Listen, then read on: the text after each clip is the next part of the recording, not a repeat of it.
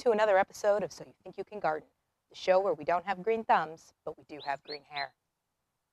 I'm your host, Emma the librarian with the Sonoma County Library System, and I am not a gardener. Last time, I built a path out of garbage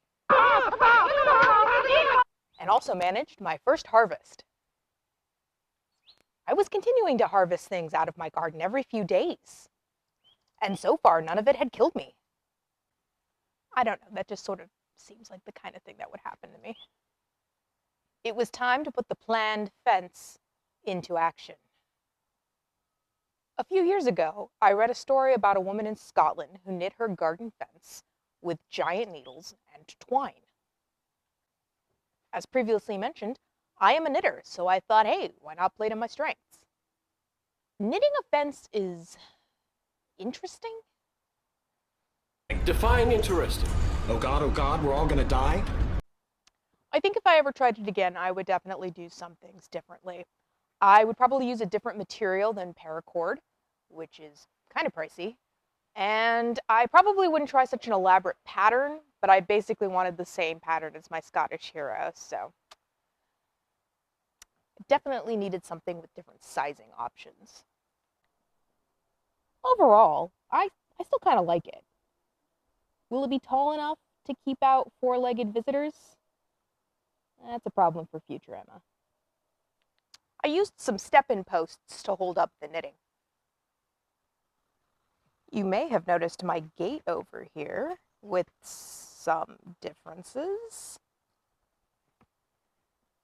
It's been exposed to the weather for a while now, but it still works. Oh, and also, there are some flowers. The events of these videos happened in the spring through the fall of 2020, so the fence has been outside in the weather for almost a year now. And the flowers are something I added last summer. That was my sister's idea. She saw pictures of the gate and she was like, oh, you should paint it. And I was like, I did paint it. It's green. And she was like, no, you should paint some kind of design, like flowers or something. And I was like, no way. This project has gone on long enough. So I found some images online, printed them on cardstock, turned them into stencils, and started painting folk art flowers onto the gate. Because I am very suggestible. And it gave me another reason to come outside and just hang out in my garden.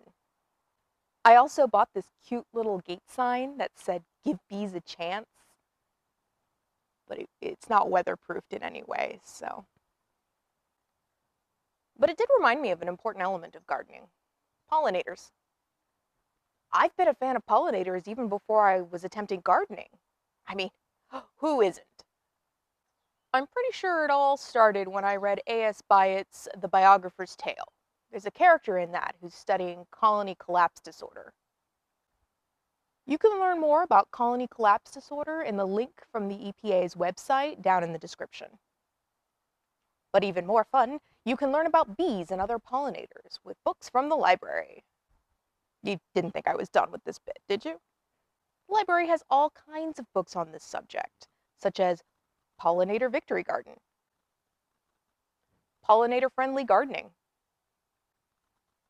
100 Plants to Feed the Bees,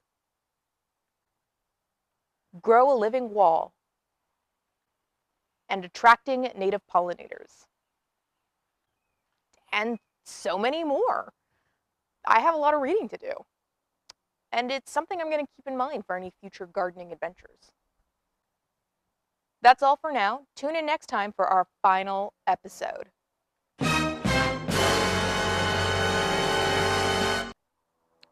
I don't have anything more to teach y'all. Here endeth the lesson. About gardening.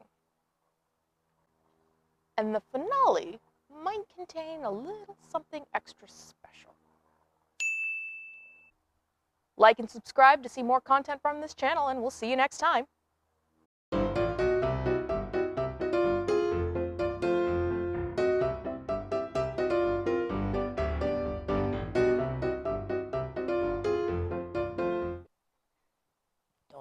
Don't record. Oh, it's recording.